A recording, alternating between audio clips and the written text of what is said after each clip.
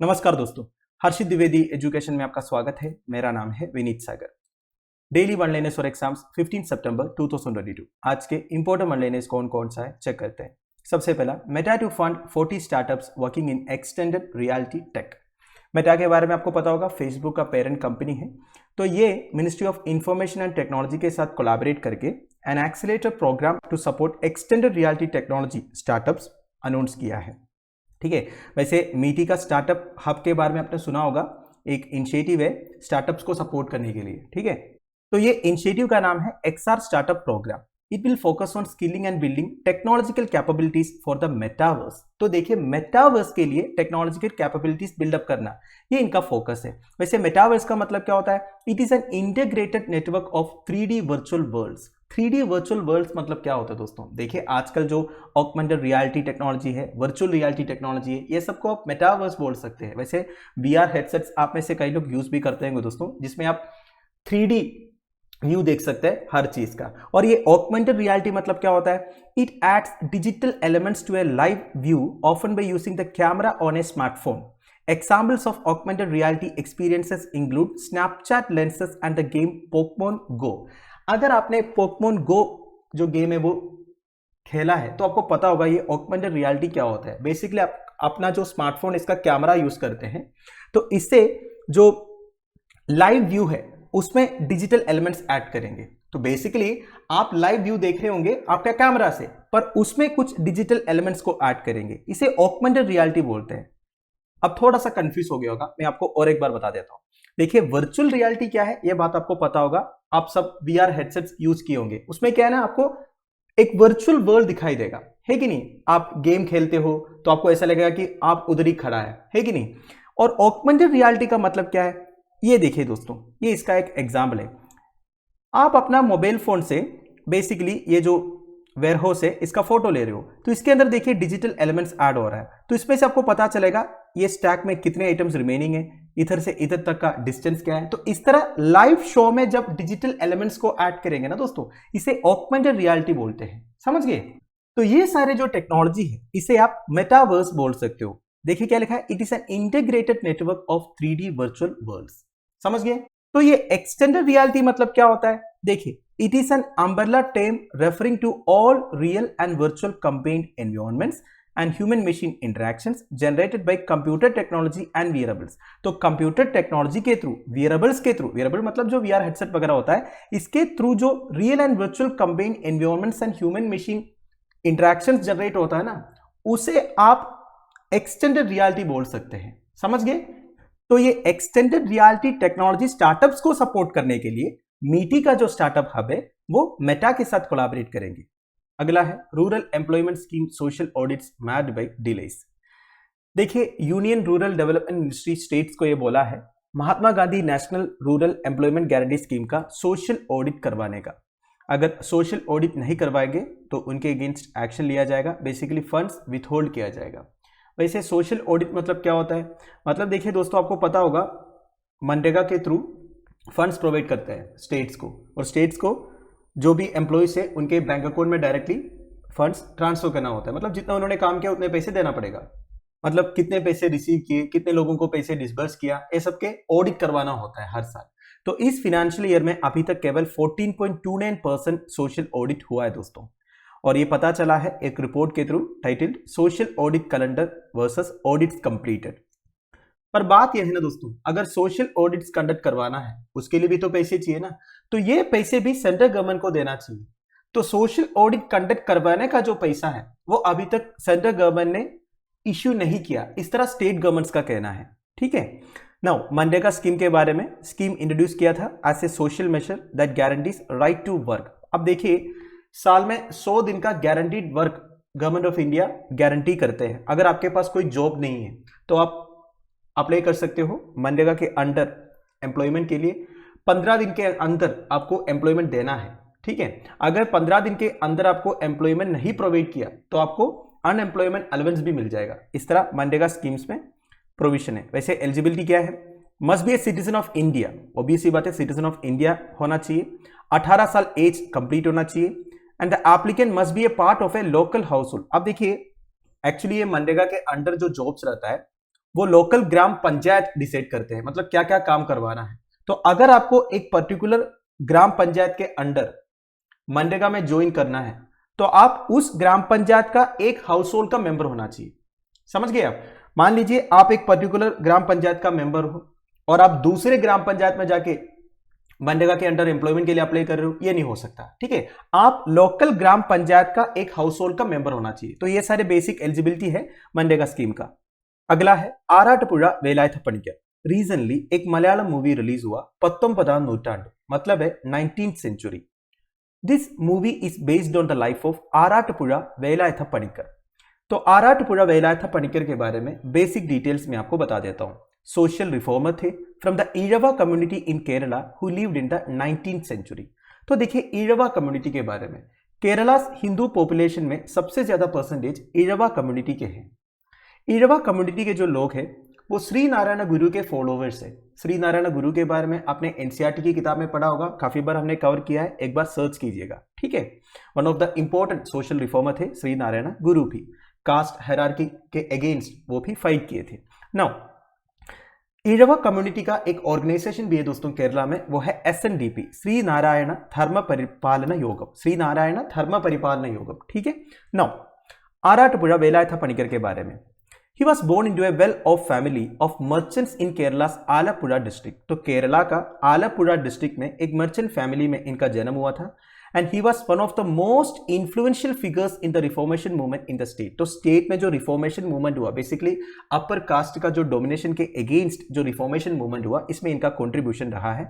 इन्होंने upper caste और सवर्णास के डोमिनेशन को चैलेंज किया था and brought about changes in the lifes of both men and women. तो देखिए बैकवर्ड कास्ट के जो मेन एंड वीमेन के लाइफ में काफी चेंजेस इनकी वजह से हुआ था।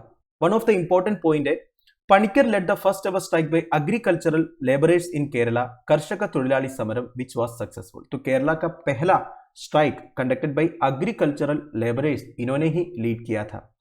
मलयालम में कर्षक तोड़िलाली समरम बोलते हैं दोस्तों। वैसे कर्षका मतलब एग्रीकल्चरल, तोड़िलाली मतलब लेबरर्स, समरम मतलब स्ट्राइक। समझ गए? Now he also established the first Kathakali Yogam for the Ezhava community in 1867। Kathakali के बारे में आपको मालूम होगा दोस्तों, केरला का एक स्पेशल डांस फॉर्म है दोस्तों। और ये कथकली बहुत पहले केवल अपर कास्ट के लोग ही परफॉर्म करते थे, तो उसके अगेंस्ट भी ये फाइट किए थे। इन्होंने ईഴവ कम्युनिटी के लिए पहला कथकली योगम एस्टैब्लिश किया था 1861 में। वैसे कथकली का एक स्पेशलिटी है दोस्तों। कथा मतलब होता है स्टोरी, कली मतलब होता है प्ले। तो बेसिकली जो पुराने स्टोरीज वगैरह है महाभारत से, रामायण से, ये सब परफॉर्म किया जाता है कथकली में। और कथकली में केवल मेल आर्टिस्ट परफॉर्म करते हैं। ध्यान दीजिएगा, ये आपसे एग्जामिनेशन में पूछ सकता है एज ए स्टेटमेंट। अगर कोई फीमेल रोल है, जैसे कि सीता का रोल हो गया, द्रौपदी का रोल हो गया, वो भी मेल आर्टिस्ट ही परफॉर्म करते हैं। नाउ पणिकर के बारे में, Panikkar was murdered by a group of upper caste men in 1874 at the age of 49। तो देखिए at the age of 49 इनको मर्डर किया गया by a group of upper caste men 1874 में। and this makes him the first martyr of Kerala Renaissance। तो Kerala renaissance का पहला martyr आप बोल सकते हैं आराटपुड़ा वेलायथ पणिकर। अगला है रक्तदान Amrit Mahotsav. Union health minister Mansukh Mandaviya launch करेंगे रक्तदान अमृत महोत्सव। ये बेसिकली ये nation wide voluntary blood donation drive है।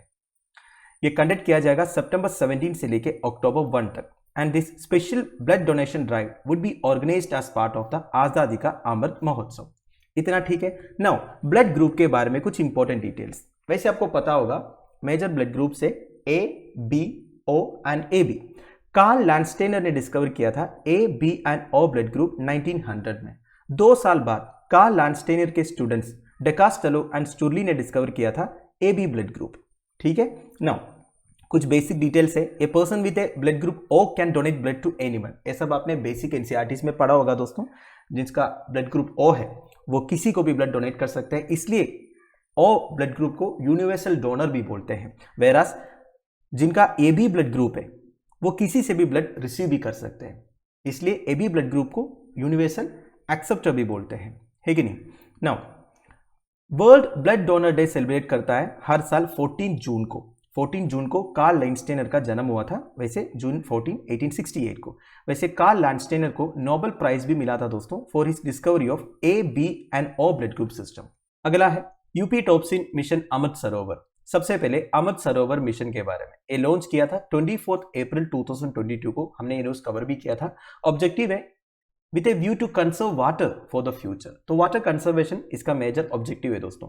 तो इस मिशन के अंडर हर डिस्ट्रिक्ट ऑफ द कंट्री में 75 वाटर बॉडीज को डेवलप किया जाएगा, रिजुविनेट किया जाएगा, ठीक है। Now in total it would lead to a creation of 50,000 water bodies of a size of about an acre or more। तो देखिए अमृत सरोवर मिशन के अंडर टोटल 50,000 वाटर बॉडीज को रिजुविनेट किया जाएगा देश में। देखिए आपको पता होगा हमारे देश में काफी सारे नेचुरल वाटर बॉडीज का जो हालत है वो काफी खराब है, तो उसे रिजुविनेट करने का, रीडेवलप करने का एक मिशन है दोस्तों Amrit Sarovar mission. Now Bhaskar Acharya national institute for space application and geo informatics जो है अमृत सरोवर मिशन का टेक्निकल पार्टनर है, ध्यान दीजिएगा। और मिशन अमृत सरोवर कंप्लीट होगा 15 अगस्त 2023 को। बेसिकली आजादी का अमृत महोत्सव सेलिब्रेशन 15 अगस्त 2023 तक है, तब मिशन अमृत सरोवर भी कंप्लीट हो जाएगा, ठीक है।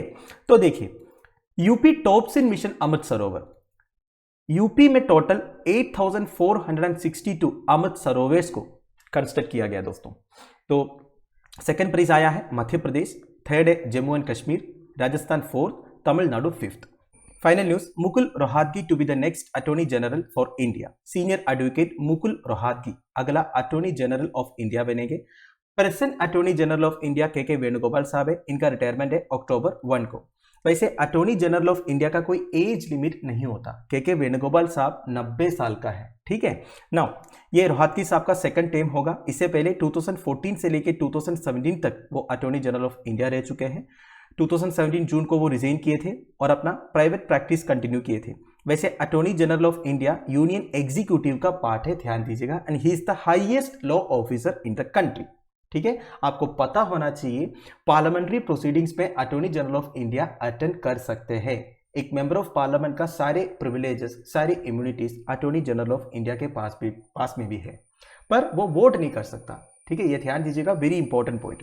Now article 76 of the constitution provides for the office of AG of India. तो आर्टिकल 76 में ये होना चाहिए, हमारे देश में एक अटॉर्नी जनरल होना चाहिए। नाउ कुछ इंपॉर्टेंट डिटेल्स है। अटॉर्नी जनरल को अपॉइंट करते हैं president of India on the advice of government. Now qualifications क्या है दोस्तों, शी और he must be a person who is qualified to be appointed a जज ऑफ द सुप्रीम कोर्ट। तो ये सुप्रीम कोर्ट जज का जितने क्वालिफिकेशंस होना चाहिए वो सब अटॉर्नी जनरल के पास होना चाहिए।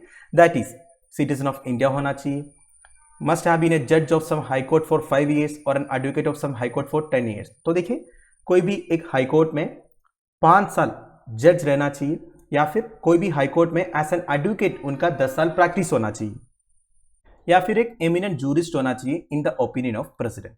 मेजर फंक्शंस क्या है दोस्तों, to appear on behalf of the government of India in all cases in supreme court और in any case in any high court in which government of India is concern. तो basically government of India का एक attorney या advocate आप बोल सकते हो दोस्तों। गवर्नमेंट ऑफ इंडिया के बिहाफ में सुप्रीम कोर्ट में attorney general of India appear होते हैं, या फिर कोई भी हाई कोर्ट में अगर गवर्नमेंट ऑफ इंडिया से कंसर्न कुछ केसेस है उसमें भी attorney general of India appear होते हैं। वैसे देखा जाएगा तो अटॉर्नी जनरल रेयर केसेस में अपीयर होते हैं दोस्तों।